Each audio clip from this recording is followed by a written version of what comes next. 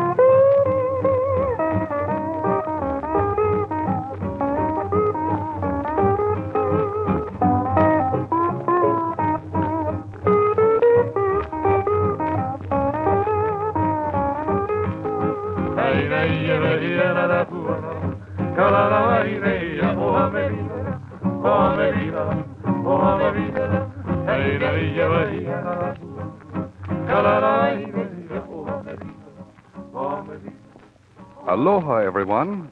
The teller of Hawaiian tales brings you an old legend about a familiar landmark in Honolulu. The extinct volcanic crater called Punch Bowl that lies just back of Honolulu. Shaped like an immense punch bowl, many weird and strange tales have been told about this rugged mountain. And in the story the teller of Hawaiian tales now tells, you'll hear about the Aumakua, or spirits, the ghost that danced on Punch Bowl. Ready? Gather round for an eerie tale, an old and favorite legend. Who doesn't shiver a bit when waning moonlight casts eerie shadows? I don't suppose you believe in ghosts. Well, who does? And yet, sometimes I wonder. Keoki and I had gone fishing one night many years ago. Always before, we had gotten our nets filled early, but on this particular evening, the fish wouldn't come near us. It was so late when we got back that Keoki suggested we walk over to his house, which was at the foot of Punch Bowl, and that I stay all night there. It had been a beautiful evening. Out on the coral reefs, the breezes cooled the soft air, and a full moon tipped the waves with sparkling silver. But as we approached town, I sensed a difference in the atmosphere. The evening was still beautiful, and the moon patterned lovely silhouettes through the palm trees. But everything was so still, almost a hushed, expectant silence. I turned to my companion. Keoki, I said, for goodness sake, say something. He wasn't talking. He was staring. I followed his gaze to the brow of Punch Bowl. Keoki, what's the matter? It's only a wisp of smoke. Probably someone living up there has just built a little fire. That's nothing.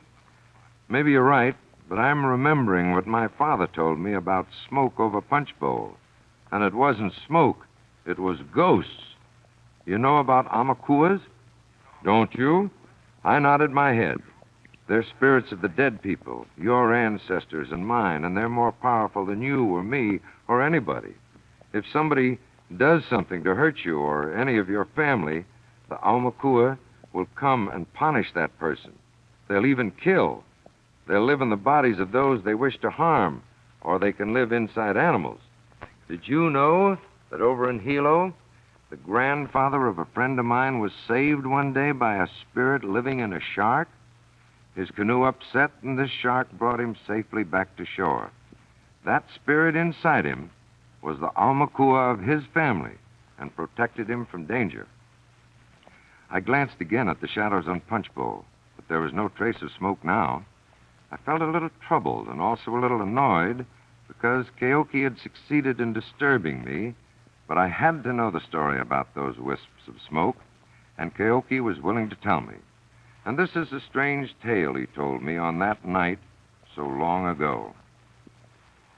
Once upon a time, there lived a young ruling chief of Oahu named Kaki. He was strong and daring and active in all kinds of sports, and he could use a spear, a war club, and a slingshot better than anyone else. His rough-and-tumble court was filled with restless young men like himself who would fight at a glance. They gambled heavily, winning one night, losing the next. Yet they took all that came along as a matter of course. One day, Kaki gathered all his young chiefs together and told them to go to their homes and make preparations for a voyage and a battle. The young men were eager for a good fight, so off they went to get ready for it. It was impossible to keep the people from knowing what was going on, and excitement spread all over the island. The best of the old canoes were repaired and repolished, and new and stronger canoes were built. The bravest and sturdiest men were selected to fight. Even the women were set to work making tight, strong mat sails for all the canoes. They gathered together all kinds of food and provisions, enough to last for a long, long journey. Night after night, the people talked of nothing but the coming battle. The men wagered heavily as to which of the chief's enemies they were going to fight and how much booty they would take. They speculated on new lands and the new wealth. Oh, it was going to be a wonderful battle. The days passed swiftly, weeks, months, and finally the chiefs declared they were ready. The day was set, and practically every person on the island came to see the gay and joyous departure. It was a splendid sight. The warriors, brilliant in their bright yellow and red war capes, proudly wore their hideous war masks. Waving goodbye to their friends, they leaped into the canoes and raised their sails. The great moment had come. The people on shore waved and shouted until the great fleet sailed out of sight. As soon as the canoes left, they headed north, the destination, Kauai. The night was clear and the wind strong. It was just at dawn, as the first rays of the sun were breaking over the horizon, that Keiki and his army of warriors landed and raised their war cry. The sleepy village of Waimea was stunned by the unexpected attack. The men, half awake and dazed, tried to stop the invaders, but it was impossible. The battle was short and decisive, and in a very little while, many people were killed. The thatched houses were afire, and soon the village was in ruins. Keiki's warriors seized all the plunder they could lay their hands on and pushed women and children into the canoes. After the captured boats and their own great fleet were filled, they set sail again. When the victorious band returned home, they spread the booty all over the beach for everyone to admire. Keiki ordered a great feast to be prepared on the slopes of Punch Bowl to celebrate the wonderful victory. Everyone on Oahu was rejoicing and excitement was high, but the women and children from Kauai who had been taken captives were not happy. They wept quietly among themselves for their lost husbands, fathers, and homes. That night, all the people assembled, and Keiki and his victorious warriors gathered around the poi bowl while hula girls danced happily before them. Suddenly, without warning, the earth shook beneath the crowd. The poi bowls rocked as if tossed on the waters of the sea. The feast was thrown in all directions, and everything danced as if alive. The earth shook again and again, each time more violently. The great rocks on Punch Bowl were torn apart and came crashing down the hillside in heavy masses. The people fled, screaming in horror. Then came a mighty earthquake and a roaring blast as the whole side of Punch Bowl split wide open. Hot lava poured out and bubbled down the slopes. Masses of steam and foul gases belched through the wide cracks of the mountain. Then a wonderful thing happened.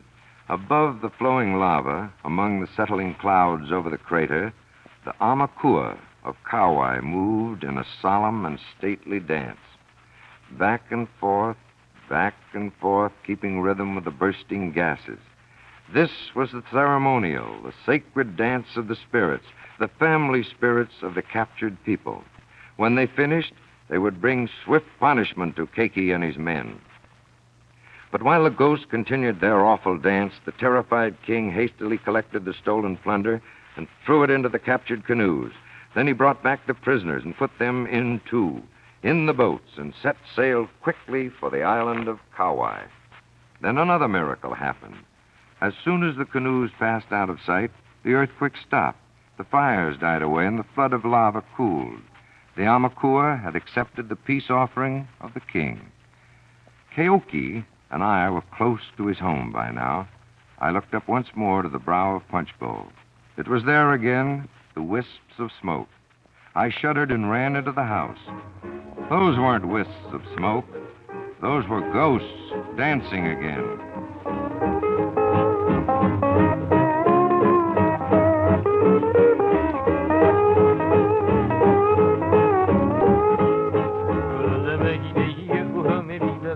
Hey,